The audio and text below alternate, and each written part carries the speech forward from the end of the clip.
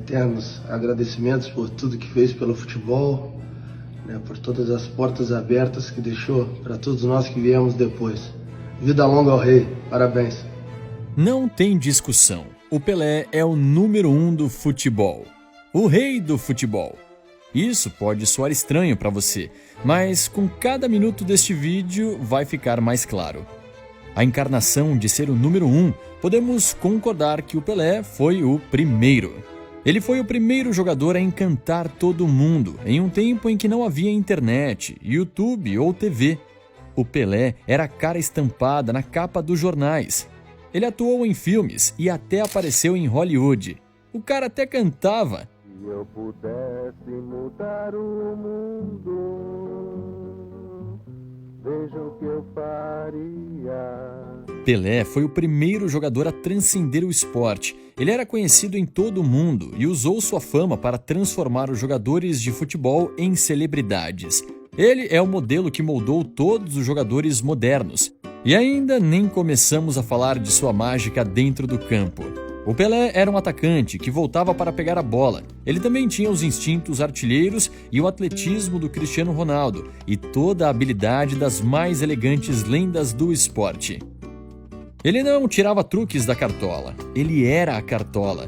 O jovem Edson Arantes do Nascimento amava o futebol desde criança, ainda que sua mãe tenha tentado proibir ele de jogar bola.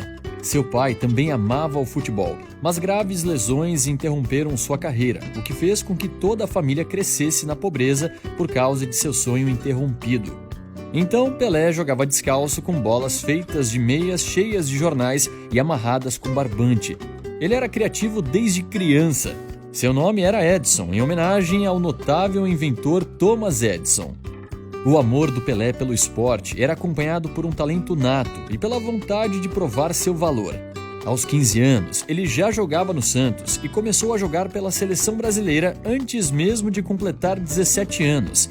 A estreia pela seleção foi contra a Argentina. Nesse jogo, ele marcou seu primeiro gol. Foi o primeiro passo na vingança do Pelé.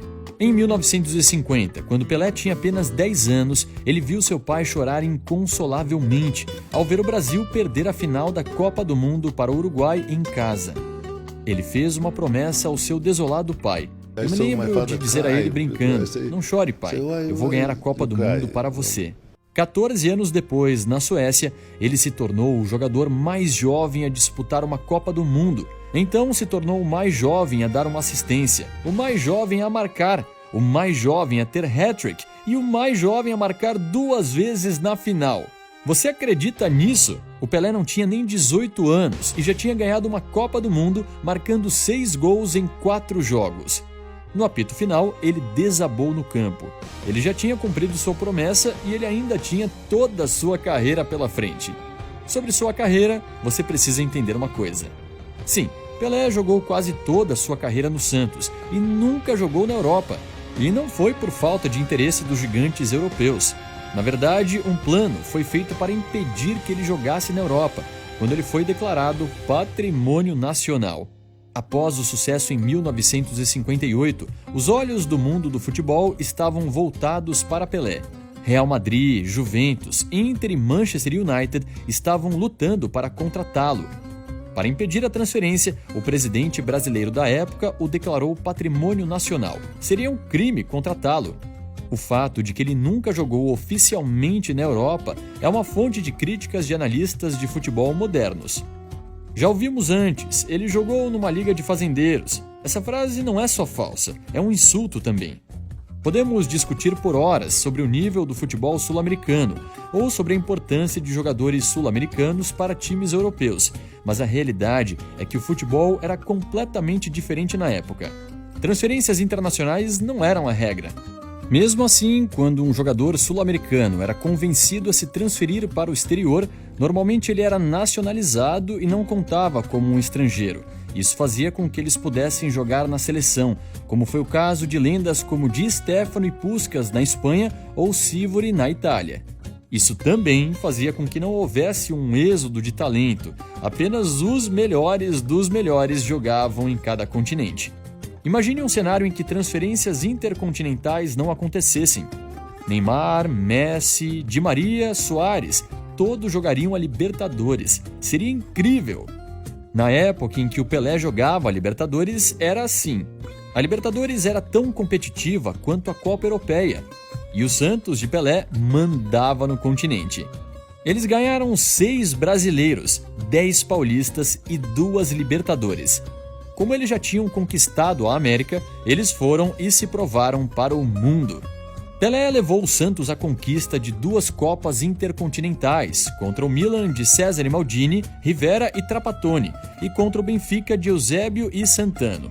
A fama do Santos e do Pelé cresceu tanto que eles estendiam suas viagens internacionais e saíam em tours futebolísticas.